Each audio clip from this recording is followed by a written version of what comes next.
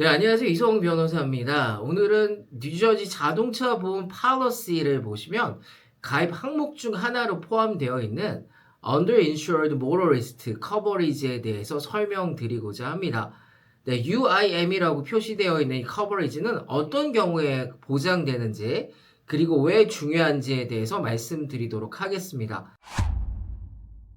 교통사고가 타인의 과실로 발생했고 그 사고로 인해 심각한 부상을 입었다면 피해 운전자나 탑승객은 과실 있는 상대방 보험으로 후유장애 배상을 청구할 수 있습니다. 그런데 자주 발생하는 현실적인 문제는 사고로 인한 부상이 아무리 꾸준한 치료를 받아도 잘 낫지 않고 수술이나 여러 차례 주사 치료가 필요할 정도로 심각한 부상을 입었음에도 불구하고 가해자 자신이 자동차 보험을 최소 한도만 가입해서 이에 대한 배상이 충분하지 않는 경우입니다.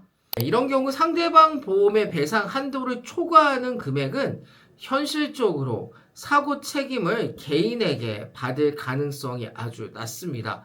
설령 개인을 상대로 소송을 제기해 판결을 받았다고 하더라도 과실이 있는 개인이 실질적으로 그 금액을 지급할 수 있는 경제적 능력이 없는 경우가 많기 때문입니다. 바로 이러한 억울한 상황을 방지하기 위해 필요한 보험 항목이 Underinsured Motorist Coverage입니다.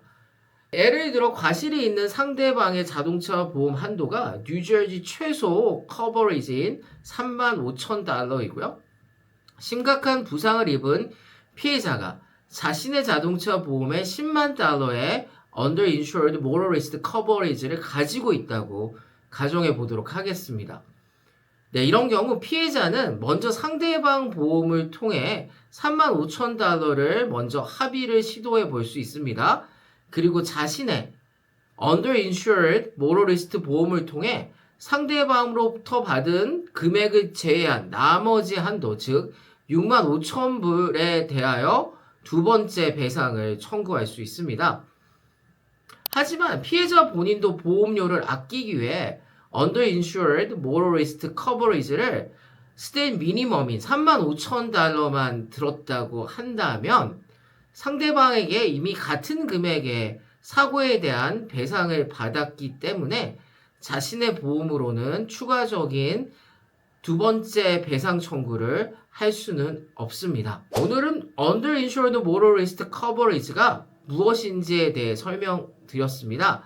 다음 시간에는 본인이 거주하는 집에 자동차 보험이 여러 개가 있는 경우, 예를 들면 출퇴근용 세단이 한 대가 있고 그 차를 타고 가다 사고 났는데 집에 다른 보험으로 가입된 SUV 차량이 있는 경우에, 이런 경우에는 Underinsured Coverage가 어떻게 또한 적용되는지에 대해서 우리 함께 알아보도록 하겠습니다.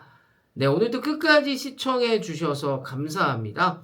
구독과 좋아요, 알림 설정 부탁드립니다.